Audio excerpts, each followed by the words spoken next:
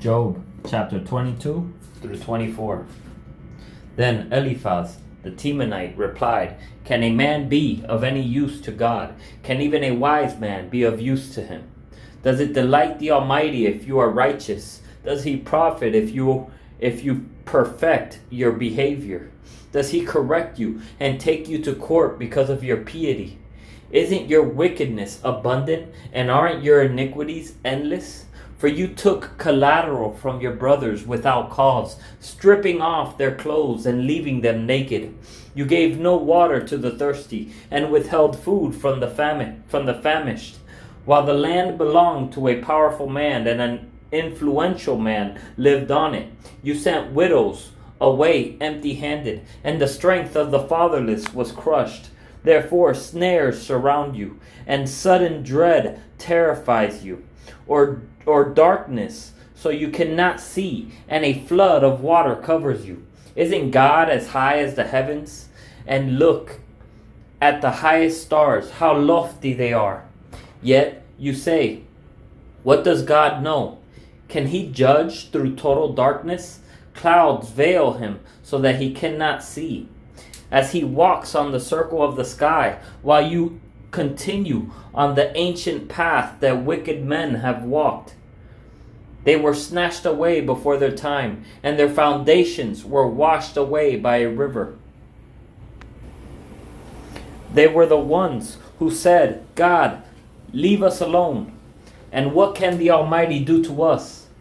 But it was he who filled their houses with good things. The counsel of the wicked is far from me. The righteous see this and rejoice. The innocent mock them, saying, surely our opponents are destroyed, and fire has consumed what they left behind. Come to terms with God and be at peace. In this way good will come to you. Receive instruction from his mouth, and place his sayings in your heart.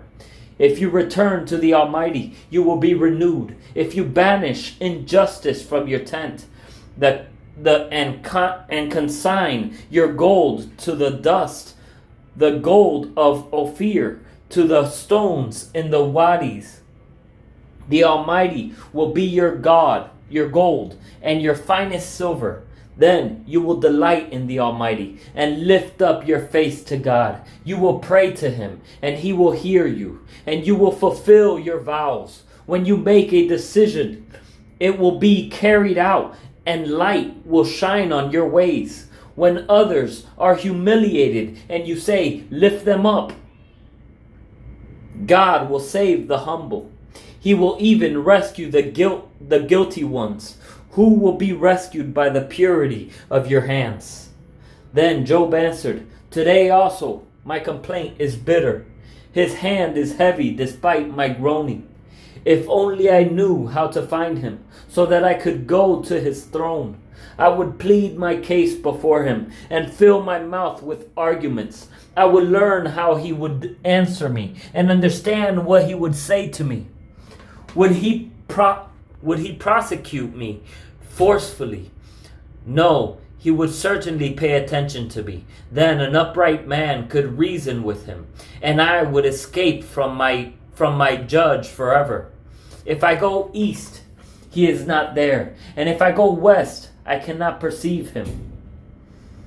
When he is at work to the north, I cannot see him. When he turns south, I cannot find him.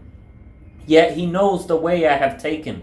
When he has tested me, I will emerge as pure as gold. My feet have followed in his tracks. I have kept to his way and not turned aside. I have not departed from the commands from his lips. I have treasured the words from his mouth more than my daily food. But he is unchangeable. Who can oppose him? He does what he desires. He will certainly accomplish what he has decreed for me. And he has many more things like these in mind. Therefore I am terrified in his presence. When I consider this, I am afraid of him. God has made my heart faint. The Almighty has terrified me. Yet I am not destroyed by the darkness, by the thick darkness that covers my face. Why does the Almighty not receive not reserve times for judgment? Why do those who know him never see his days? The wicked displace boundary markers. They steal a flock and provide pasture for it. They drive away the donkeys owned by the fatherless and take the widow's ox as collateral. They push the needy off the road. The poor of the land are forced into hiding like wild donkeys in the wilderness. The poor go out to their task of foraging for food. The desert provides nourishment for their children. They gather their fodder in the field and glean the vineyards of the wicked. Without clothing, they spend the night naked, having no covering against the cold. Drenched by mountain rains, they huddle against the rocks, shelterless. The fatherless infant is snatched from the breast. The nursing child of the poor is seized as collateral. Without clothing, they wander about naked. They carry sheaves, but go hungry. They crush olives in their presses. They tread the wine presses, but go thirsty. From the city, men groan. The mortally wounded cry for help. Yet God pays no attention to this crime.